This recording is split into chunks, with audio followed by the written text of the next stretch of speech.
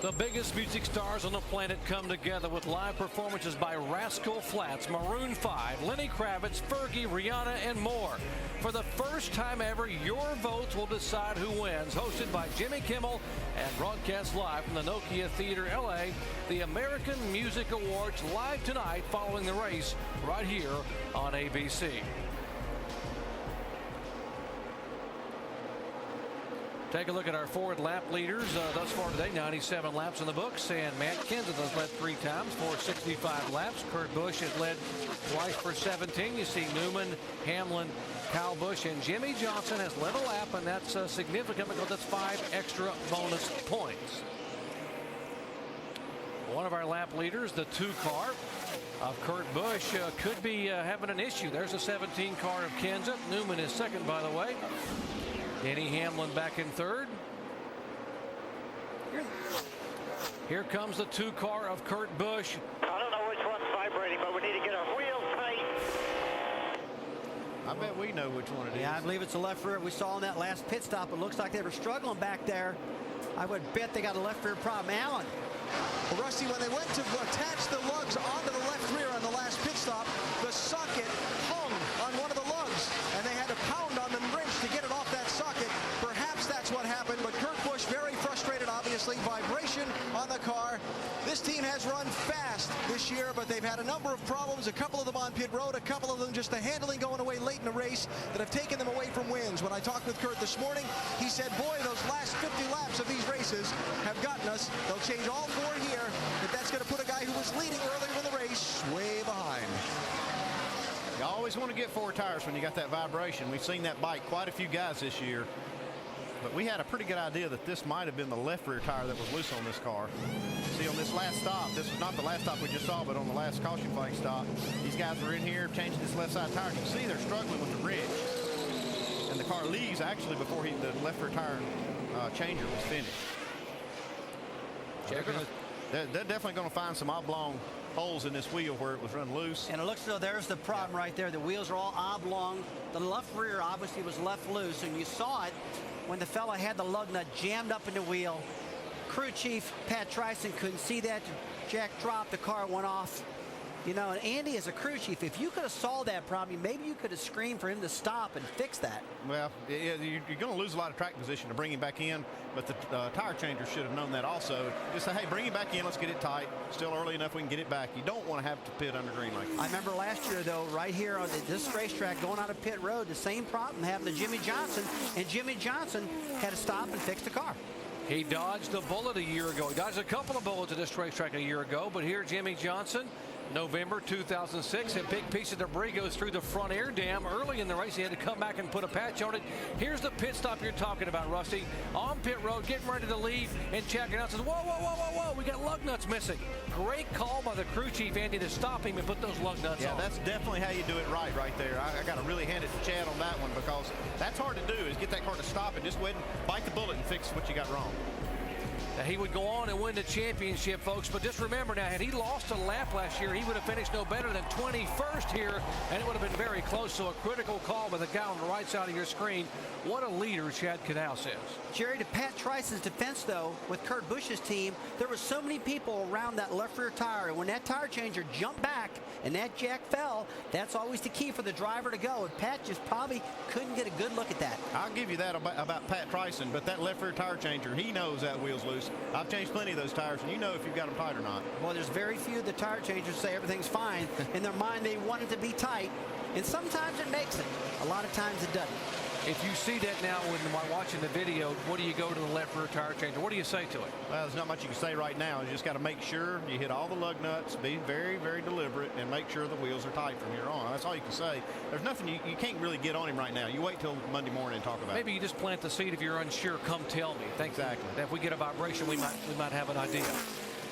Matt Kenseth, the leader here, has led 3 times for 73 laps. How about Tony Stewart, the 2-time winner here at Homestead-Miami Speedway? Tony, he set sail very early, started back in 14th spot, now being shown in 2nd position. There's Tony in the 20 car, driving for Joe Gibbs, the coach. And boy, talking about the 20 car, I mean, he is about 1/10 of a second faster than the leader, Kenseth, right now. Ryan Newman, we talked about that 80 race winless streak. Boy, would he love to go to victory lane in this finale for 2007. Back and forth. Denny Hamlin, one of our chasers who struggled a little bit in the chase here down the stretch, but having a good run here today, now being shown in the 4th position. The other Joe Gibbs car, by the way. Then comes the 5th place car, the one of Martin Truex Jr. Truex, this is the car he set on the pole with at Texas, nearly won at Atlanta. In 5th spot behind him, leading Rookie of the Year contender Juan Pablo Montoya in the 42, the 1-year anniversary of his very first NASCAR Nextel Cup start here at Homestead-Miami Speedway. Well, the one car, I've been looking at the right front fender, and it looks like it's got some damage on it right now. It's not slowing the car down much, but he must have got himself in an incident somewhere or something. Doesn't look right on that corner. Yeah, I see that. I saw that earlier when we showed that. It could be some of the repair that they made on that car from the practice crash. They use a lot of these decals and wraps and whatnot to kind of repair that damage, and it looks like some of that's blowing off, so it may not have been recent damage. Yeah, he brushed the wall in the first of 2 practice sessions here on Saturday. They had to go in and repair the car, but it hadn't slowed it down too much because he's already led here today. Matt Kenseth, 4 consecutive top 5 finishes. He didn't get the win. He's just trying to do it here today. Back after these messages and a word from our ABC stations.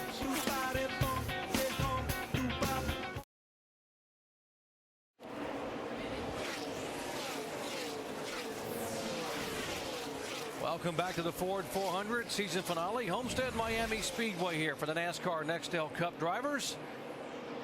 Aerial coverage from high above Homestead-Miami, courtesy of our good friends at Goodyear, the official tire of NASCAR, helping NASCAR drivers get to the finish line for over 50 years. 4 memorable moments from the 2007 season. Let's look back just a little bit. You remember these, folks?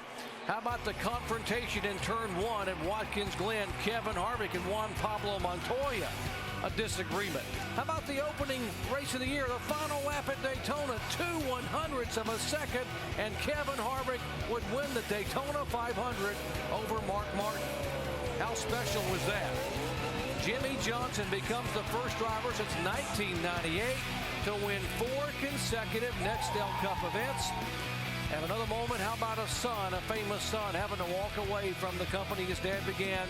He hooks up with Hendrick Motorsports, Dale Earnhardt Jr., leaving DEI.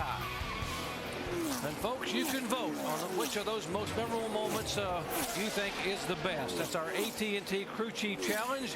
Is it A, the fight, B, the Daytona 500, C, Jimmy Johnson 4 straight, or D, Dale Earnhardt Jr.'s move? Text the word crew to 191 on your wireless phone and send in your answer. The results will be shown later in the race. Making a Johnson and Gordon together again. That could be a pretty good country song here. 24 and 48. Jeff Gordon in 8th position. Jimmy Johnson back in 9th. The same thing we've seen all year long, guys. They just can't seem to get away from each other. And right now, Jeff Gordon needed to have extreme speed in this race just to blow the doors off that 48 and drive away from him, and he doesn't have it this race. I think he's going to have some speed when he gets 4 tires back on this car. I think that's what he's struggling with right now. Jeff Gordon in this 24. As soon as they get back in the pits and get 4, he'll be back in the game. Dave Burns? Yeah, and Andy, I think that's probably the biggest difference right now. Remember, the 48 did take those 4 tires. That is coming to him. The car's been good all weekend. On lap 99, Jimmy reporting, I think we're getting good, when asked what the car was doing right now. So thinks he's getting good. Maybe just a tick on the free side, but not real bad right now. Alan? On lap 116, just a couple of circuits ago, Jeff Gordon reporting that his car is lacking front-end grip there, right through to the center of the corner. Now that in addition to lacking that.